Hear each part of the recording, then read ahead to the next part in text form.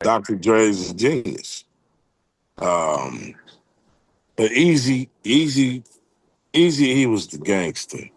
He Right. was the one in control. So it was hilarious seeing Dr. Dre and Easy E have argue, but friendly argument. Right. And Dre would be, I want to put that on. And then Easy would be like, man, I ain't trying to hear that shit. Run that shit, nigga. You gonna put this shit on like this. Dre didn't like that. Yeah. Them niggas used to argue over creative differences. You could go look it up right now, right? Hmm. And it was amazing just seeing who, going back now. Warren G was just around us. It was barely learning the MPC3 that Cole 187 and Dre showed him. Hmm. Jewel, that was on death row, rest in peace. She was around.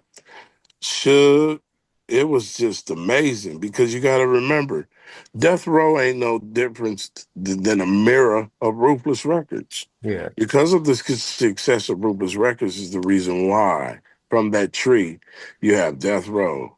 You even have 50 Cent. You even had a white boy Eminem.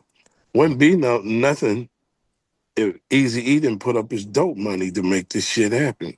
Right.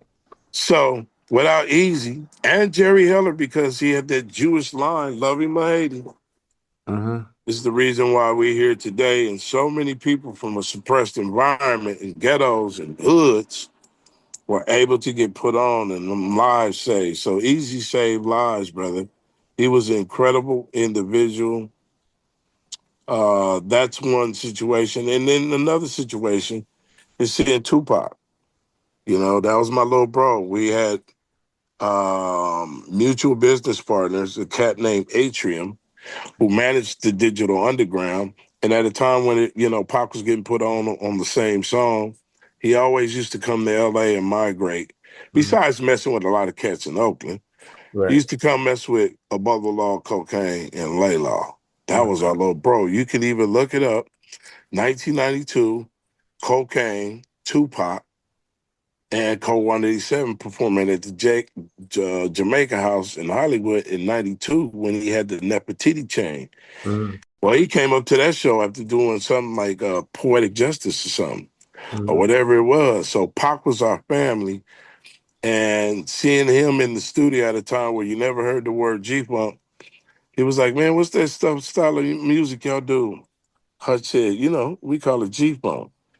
And then that's when you first heard the term that we created when Pac said on Black Mafia Life, I'm from the G Funk, but you can call it what you want. You're tuned in right now to Fubu Radio.